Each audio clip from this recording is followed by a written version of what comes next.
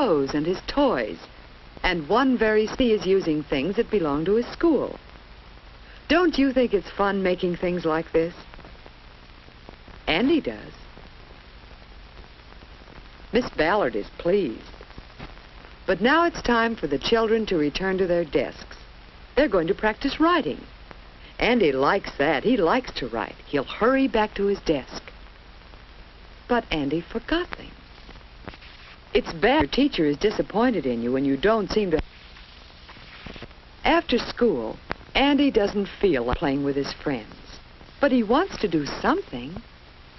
Now what does he see? This is Fred. He isn't one of Andy's regular friends. He's older. But Andy's thinking Fred might be a friend. And Fred's thinking that Andy may be almost big enough. If Andy can have an older boy as a friend, then nobody can call him baby anymore. So he asks Fred to come and see his tadpoles. He has 2 live ones. Fred might like to see the tadpoles sometime. Then Andy tells Fred about something else he has, something he received as a present. Fred would like to see that. Go to Andy's house. This is Andy's room. Here's Andy with Fred. And here are Andy's tadpoles. See? Oh, they're dead. Now Andy remembers he hasn't thought to feed them for many days. And that was one of his responsibilities. But he can still show Fred his special present. That's what Fred came to see. If Andy can only find it. His very best thing of all. He just has to find it. Because Fred might not believe him, and Fred says he should have known better than to come home with a little kid. Now Andy's really alone. And look at this. His jet airplane.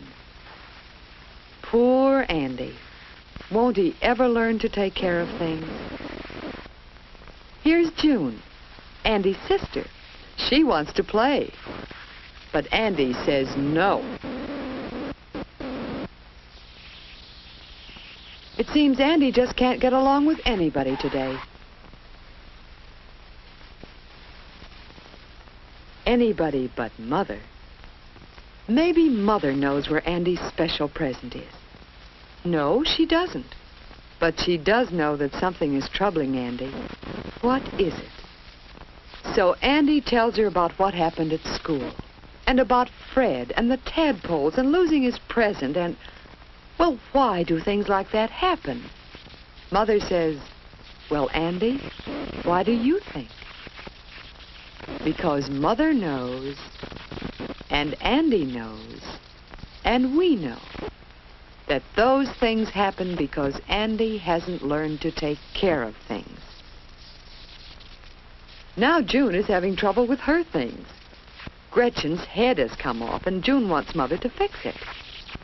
Suddenly, Andy says, let me fix it. Right now, he's going to start showing that he can take care of things. Don't you suppose Andy is glad to do something to make up for being so mean to June? Besides, it's fun fixing things. When you're through, it's more fun to know you've done a good job. And it's fun to see how much people appreciate it. Now Andy knows he has friends. He thinks he can fix that jet airplane, too. But some things can't be fixed. And no fixing will find things you've lost, such as Andy's favorite present.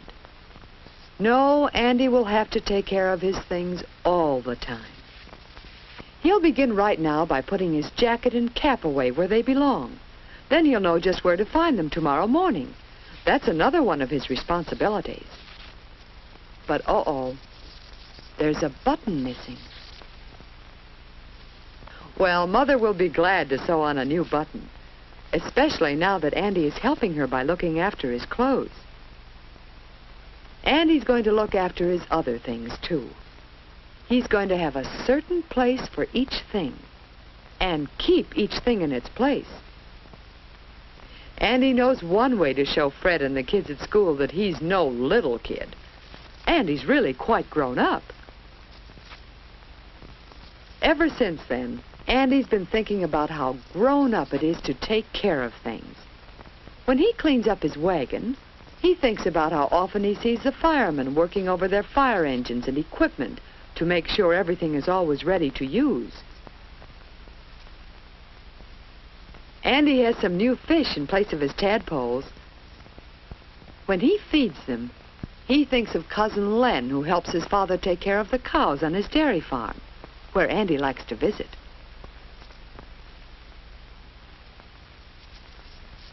When Andy picks up things that might cause someone to fall and hurt himself, he thinks of his friend the policeman, who helps the children go to and from school safely.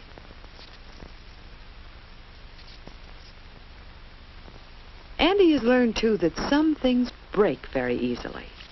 So he must be especially careful of them and use them just as they're supposed to be used. That's being grown up, too. Many men work with things made of glass and with other things that have to be handled very carefully. Some things that are fun to do are also messy. But Andy has learned to clean up the mess as soon as he's through. After all, doesn't Mother spend a great deal of time washing dishes and cleaning up after the family has eaten? And when Father does his jobs about the house, doesn't he clean up and put away the tools?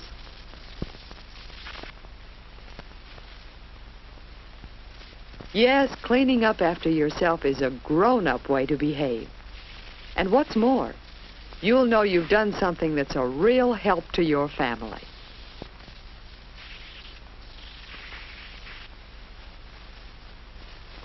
Taking care of things is a real help at school, too.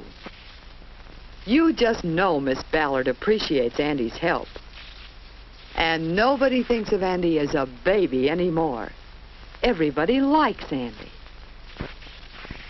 Today, Andy and June are having fun helping Father take care of the yard. But what is Andy so excited about? Do you know what? He's found his special present. What do you suppose it is? It's a camera. Andy's own camera that he got on his birthday. Of course, it's a little dirty. Andy should never have left it outdoors. Can they fix it? Father thinks they can fix it this very afternoon. In a little while, the camera is fixed. What's more, now that Andy has shown that he can be responsible for taking care of things and using them properly, Father thinks he's big enough to use the camera and take real pictures. Andy wants to take a picture of Fred, the boy who came to see the camera the day Andy couldn't find it. Remember? Now Fred is glad to play with Andy. He knows that Andy is not too little to be a friend.